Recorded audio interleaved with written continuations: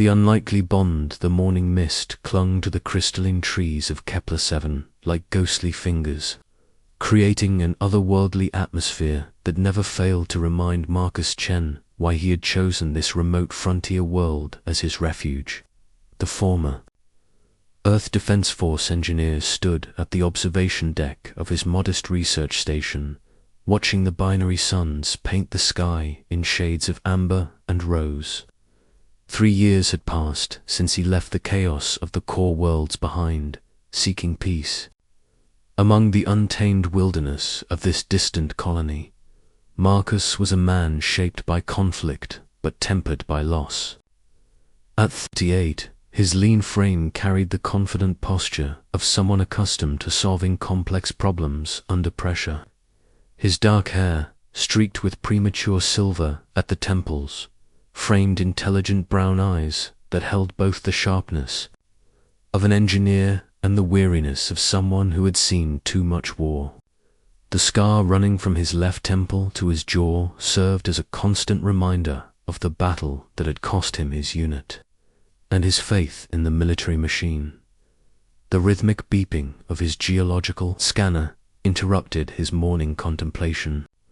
For months, he had been conducting mineral surveys for the colony's expansion committee, honest work that kept his hands busy and his mind occupied.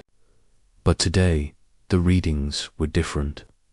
Strange energy signatures pulsed from the dense forest sector known locally as the Whispering Grounds, a place where even the hardiest colonists rarely ventured.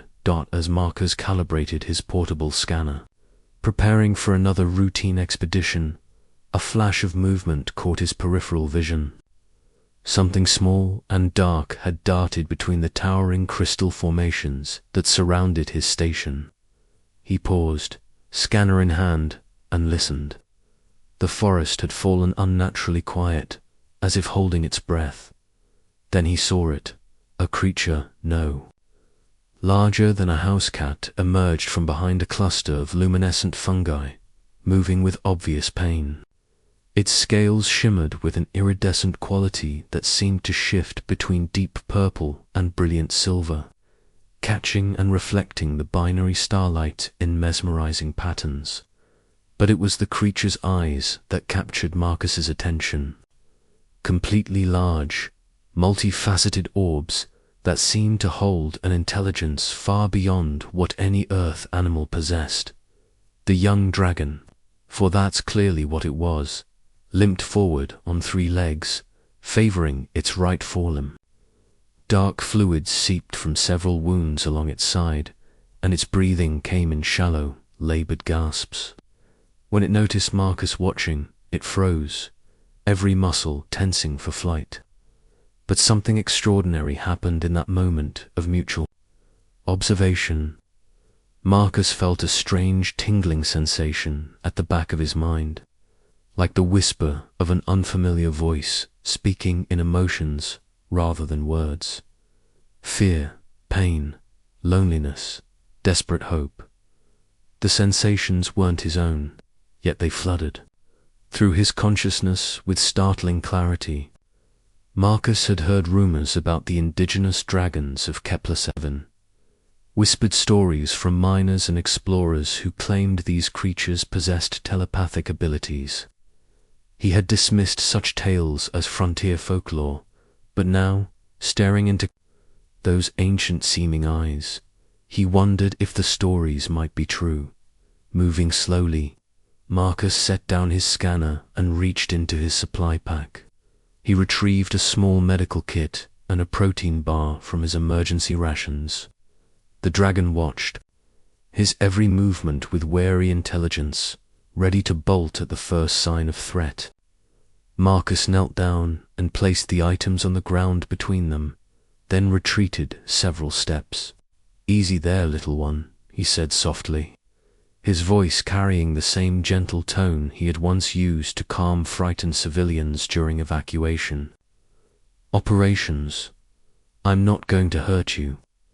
The dragon's head tilted slightly, those remarkable eyes studying him with an intensity that made Marcus feel as though his very soul was being examined. After what felt like an eternity, the creature took a tentative step forward, then another.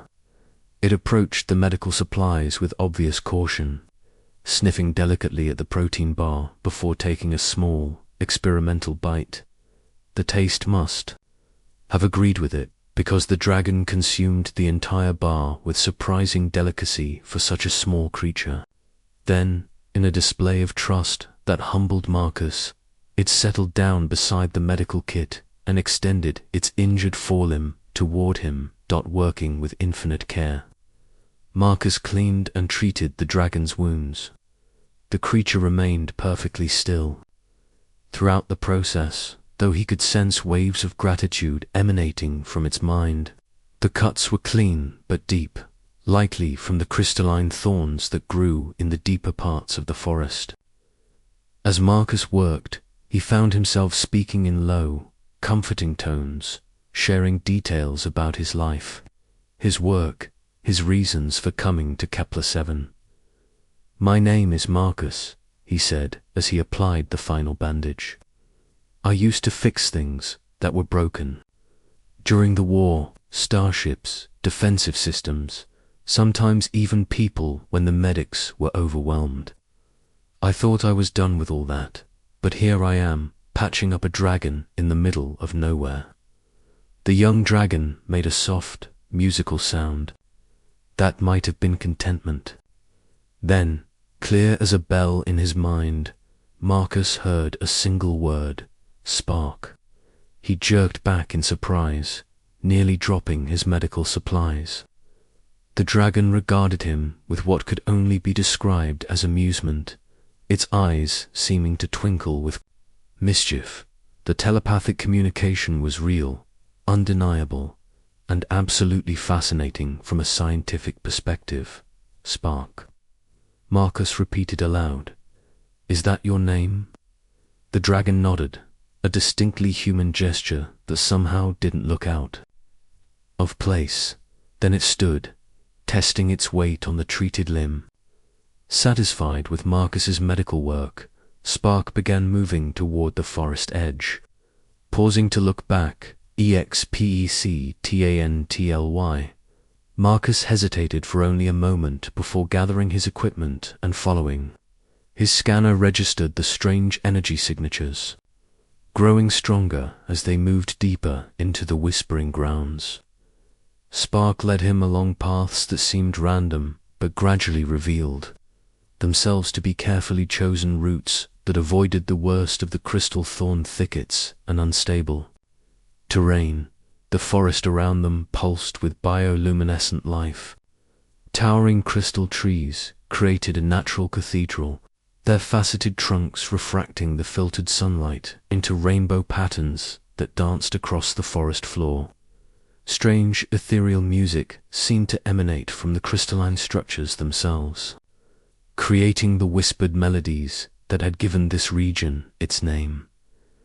After nearly an hour of careful travel, Spark stopped at the edge of a small clearing dominated by a massive outcropping of dark stone. But as Marcus examined the formation more closely, he realized it wasn't natural rock at all. Partially buried beneath decades of accumulated soil and vegetation was the unmistakable hull of a spacecraft. His engineering training immediately kicked in, analyzing the visible sections of the vessel. The design was unlike anything he had encountered during his years with the Defense Force. The hull material appeared to be some kind of advanced composite that had weathered the elements with remarkable resilience. Strange symbols were etched along the visible sections, glowing faintly with their own internal light. "This isn't human-built," Marcus muttered, running his scanner over the exposed surfaces. The energy readings were off the charts, suggesting that whatever power source drove this ship was still active after what must have been decades buried in the forest floor. Spark approached one of the glowing symbols and pressed a small, clawed hand against it.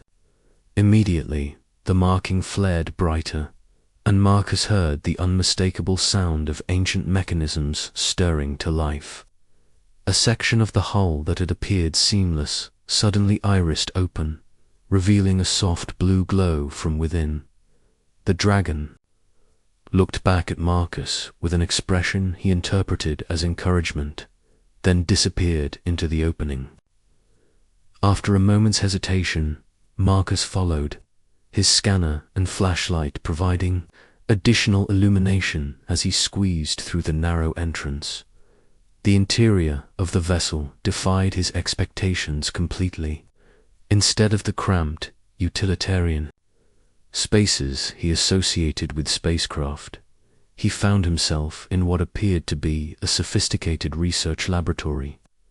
The walls were lined with equipment that hummed softly with contained energy, and the air carried a faint scent of ozone and something else, something organic and alive. Asterisk.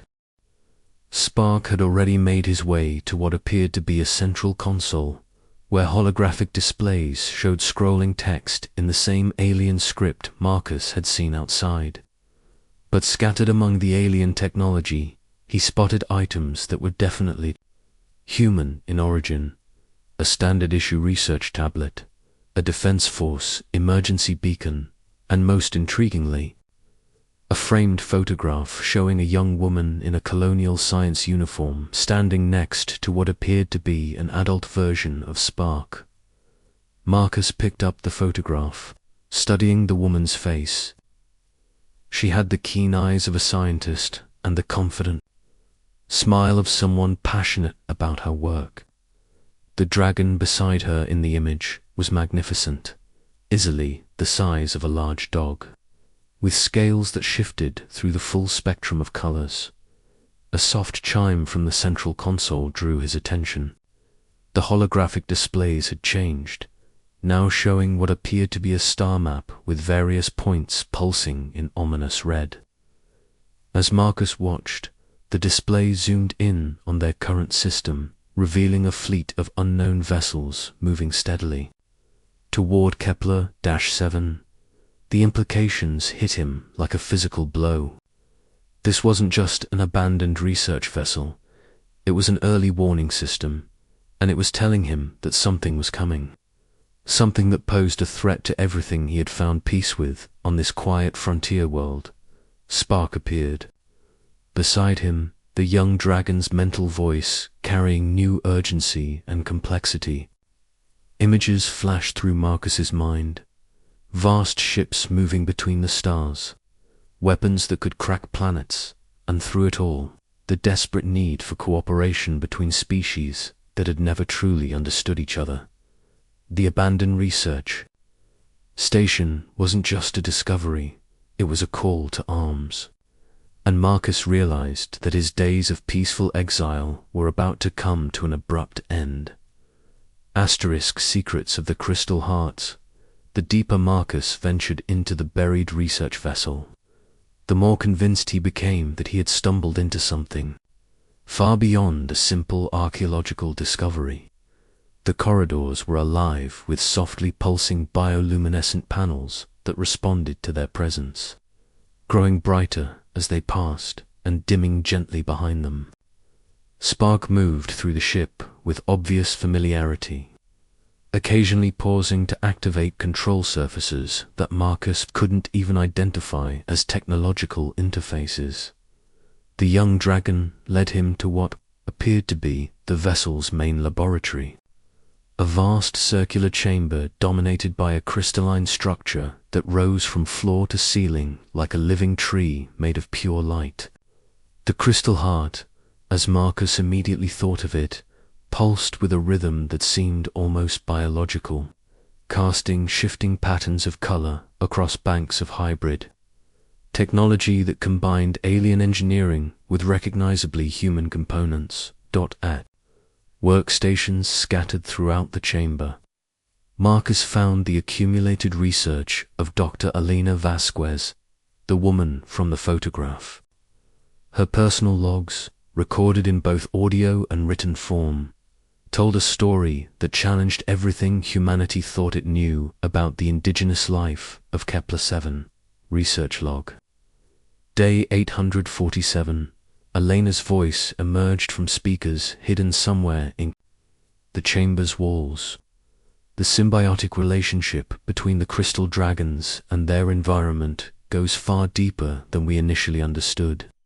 They're not just telepathic, they're living amplifiers for the planet's own consciousness. Kepler-7 isn't just inhabited by dragons. In a very real sense, it is the dragons. Marcus sank into a chair that adjusted itself automatically to his height and build, his engineer's mind struggling to process the implications. Spark settled beside him, and through their growing telepathic connection, Marcus began to understand the true scope of what Elena Vasquez had discovered in her years of research. The dragons of Kepler-7 were part of a vast interconnected network that spanned the entire planet. Each individual creature served as both a node and an antenna in a living communication system that could theoretically extend far beyond the planet's atmosphere. But more than that, Elena had discovered that human neural patterns were uniquely compatible with the dragon network, allowing for a symbiotic relationship that could amplify both species' natural abilities exponentially. The military applications are staggering. Elena's voice continued from another log entry. A human dragon partnership could create a defensive network capable of early detection and rapid response to threats across multiple star systems. But more importantly, it represents an evolutionary leap for both species, a chance to become something greater together than either could achieve alone. Through Spark's memories, Marcus began to piece together what had happened to Elena Vasquez. She had been working with Spark's parent, a magnificent dragon named Echo, when the early warning system had detected the approach of the hostile fleet now bearing down on Kepler-7 in a desperate attempt to alert Earth's colonial defense network. Elena had interfaced directly with the Crystal Heart, using her own neural patterns as a carrier signal to boost the warning transmission across interstellar distances. The process had saved countless lives by providing advance warning of the impending invasion. But it had cost Elena her own life, the massive energy transfer proving too much for human physiology to withstand. Echo had died with her, their minds so closely linked that the dragon couldn't survive the severance. Only Spark had survived, too young to fully understand the sacrifice his parent had made, but old enough to remember the location of the research station and the importance of the work being done there. Now, as the hostile fleet drew closer to Kepler-7, Marcus found himself faced with an impossible choice. The research station contained all of Elena's work on human-dragon symbiosis, including detailed instructions for creating the defensive network she had envisioned. But implementing her plan would require him to risk the same fate that had befallen Elena and Echo, and success was far from guaranteed. Through the Crystal Heart's displays, Marcus could see the approaching threat in stark detail. The alien fleet consisted of massive bioships, living vessels that consumed the resources of entire worlds to fuel their endless expansion across the galaxy. They had already destroyed 12 colonial worlds, leaving nothing but barren rock in their wake. Kepler-7, with its unique crystal forests and telepathic dragons, would be an especially valuable prize for creatures that fed on planetary consciousness itself. The colony's defenses were laughable against such a threat. A few orbital platforms, some surface-to-space missiles, and perhaps 1,000 armed colonists who had never faced anything more dangerous than claim jumpers and wildlife. Without intervention, the 20,000 souls on Kepler-7 would be consumed within hours of the fleet's arrival. But Elena's research offered another possibility. If Marcus could successfully interface with the Crystal Heart, he could link every dragon on the planet into a single, coordinated defense network. The crystalline forests that covered much of Kepler-7's surface would become focusing arrays, channeling and amplifying telepathic energy on a scale never before achieved. Combined with the planet's orbital mechanics and the unique properties of the binary star system, such a network could theoretically project a defensive field capable of repelling the bioships entirely. The cost would be enormous. Marcus's neural patterns would be permanently altered by the process, assuming he survived it at all. He would never again be fully human, existing instead in a state somewhere between individual consciousness and collective awareness, and there was no guarantee that Spark and the other dragons would survive the massive energy expenditure required to power such a defense. As he contemplated these grim possibilities, Marcus felt Spark's small form settle against his leg. Through their connection, he sensed the young dragon's absolute faith in him, a trust that transcended species and spoke to something fundamental about cooperation and sacrifice. Alina and Echo had given their lives to provide warning. Now it fell to him and Spark to determine whether that sacrifice would have meaning. Marcus made his decision with the same calm certainty that had once guided him through battlefield repairs under enemy fire. He began the delicate process of interfacing his neural patterns with the Crystal Heart. Following Elena's carefully documented procedures, while Spark provided telepathic guidance and emotional support, the sensation was unlike anything Marcus had ever experienced. As his consciousness expanded beyond the boundaries of his individual mind, he found himself connected to dragons across the entire planet. He could feel their confusion, their fear of the approaching threat, but also their willingness to fight for their world and the humans who had become part of their extended family. Through the network, Marcus coordinated a defense that spanned continents. Crystal forests became resonating chambers, focusing telepathic energy into coherent beams. The planet's magnetic field aligned itself with the dragon's collective will, creating barriers that could deflect even the most powerful weapons. And at the center of it all, Marcus and Spark served as the focal point. Their unique partnership bridging the gap between human technology and draconic instinct. When the bioships arrived at Kepler-7, they found not a defenseless agricultural world, but a living fortress that fought back with the fury of an entire planetary consciousness. The battle lasted 3 days, with waves of alien vessels breaking against shields of crystallized thought and determination. In the end, the surviving bioships retreated, carrying word back to their collective that this particular world was too dangerous to consume. Marcus survived the ordeal.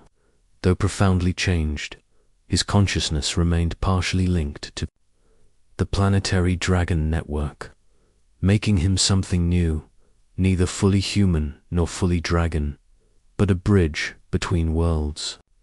Spark grew rapidly in the aftermath, the intense energy expenditure accelerating his development until he matched his parents' size and capabilities. Together, they established a new form of colonial defense, training other human-dragon partnerships and expanding the network to neighboring systems. The relationship between species that had begun with a simple act of medical kindness evolved into something unprecedented, a true symbiosis that made both humans and dragons stronger, wiser, and more capable than either could have been alone. The frontier world of Kepler-7 became a beacon of cooperation in a galaxy too often marked by conflict, proof that sometimes the greatest victories come not from conquest, but from the willingness to trust in the bonds that unite all conscious beings in their struggle against the darkness between the stars. Years later, as Marcus watched new generations of human children playing alongside young dragons in the crystal forests, he reflected on the strange path that had brought him from solitary exile to the heart of an interspecies alliance. The scars of his past remained, but they no longer defined him. Instead, he had found his true purpose in building bridges between worlds, ensuring that the galaxy's future would be shaped not by fear and isolation, but by the infinite possibilities that emerged when different forms of life chose to face the universe together. In the end, the greatest discovery wasn't the alien technology or the telepathic abilities of the dragons. It was the simple truth that consciousness, in all its forms, yearned for connection, and that from such connections could emerge wonders beyond the imagination of any single species dreaming alone in the dark. Asterisk.